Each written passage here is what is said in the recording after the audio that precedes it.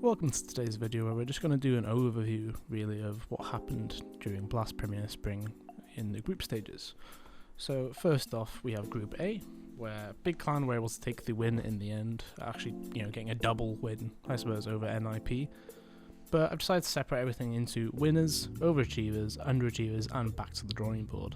And obviously Big Clan won. It was a very good event by them, straight up they just showed many of their usual strengths. And in terms of the weaknesses, there wasn't much actually to be seen. And then we move on to the overachievers, which I think it's fair to say, NIP, they surprised a lot of people, right? Because you had ZTR, which is a player that not many people have heard of. The reason I'd heard of him was because I had just played him in a Face It bug, literally like a week before he got announced as joining the NIP junior side, and then suddenly he joins the main squad. It was a bit of a surprise. And he actually put up some great performances and some huge plays as well. But I think it's fair to say like overachievers is the perfect statement for what this was. But it does make you wonder then, like, what do we expect from them in their next tournament? Was this actually a one-off? Moving on, we actually have Astralis, so they're easily the underachievers in this situation. You could argue Astralis and OG are the underachievers, but I decided to separate them a bit. But underachievers is the perfect word for it, because Astralis, we're used to seeing them top of the board basically in everything. If not top of the board, at least like a top 4, right? And in this situation, they don't even get top 2 in their group of 4, which is really unexpected, especially when you consider Big and NIP are in the way, and then OG. So you're thinking, okay, Astralis finished first, and then it'll be a tight contest for second, that's about it. But instead, they actually fall out pretty handily, right? They lose 2-0 to NIP to start it off, and then they lose to Big Clan as well. I'm kind of wondering what the bounce back will be at Katowice with them. But hopefully we get to see more of, what we're used to seeing from them. Final team to mention from this one would be OG, and back to the drawing board doesn't really sum it up. They're such a peculiar team because it's very hard to judge what should we usually expect from them, because sometimes we get hints of a really good team, and then sometimes we get just this really poorly, lack of cohesion side who don't seem to know what each other are doing. It's a really disheartening thing because it is a good group of players. It's just they don't seem to have the consistency to make it work at the top 10 in the world level. Up next is Group B. So Group B, again, not much of a surprise. We had Complexity taking the win, which honestly on paper this group is actually one of the better ones.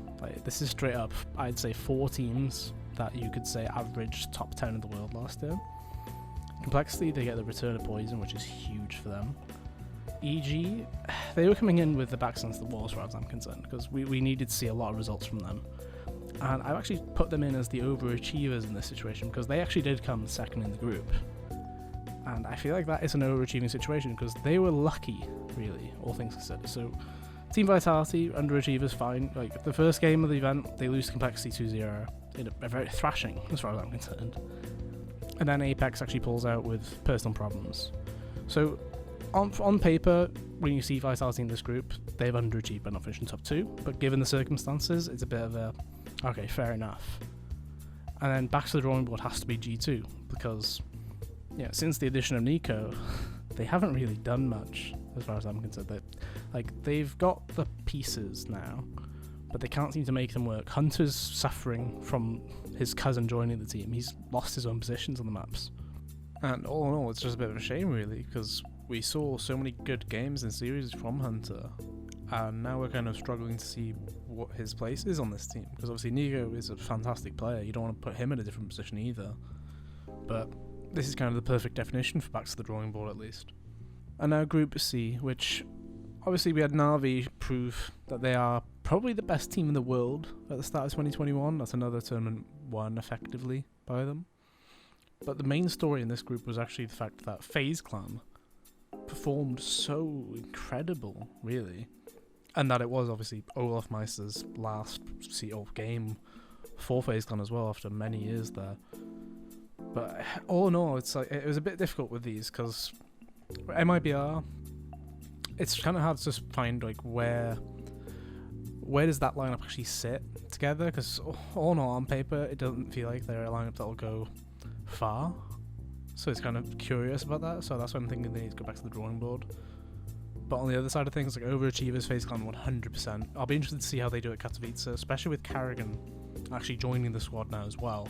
it'll be a huge jump up. Because think about how well they played without a proper IGL in place, and especially one such as Carrigan now coming in. They could do some real damage. I really see them being a top 5 team in the world by the end of this year. And then on the other side of the coin, we had obviously the underachievers in Team Liquid, which it's so awkward. Like, end of the year last year, we had them at the Global Challenge, created this lovely storyline. They got to the final, they played Astralis, obviously they got defeated pretty handily.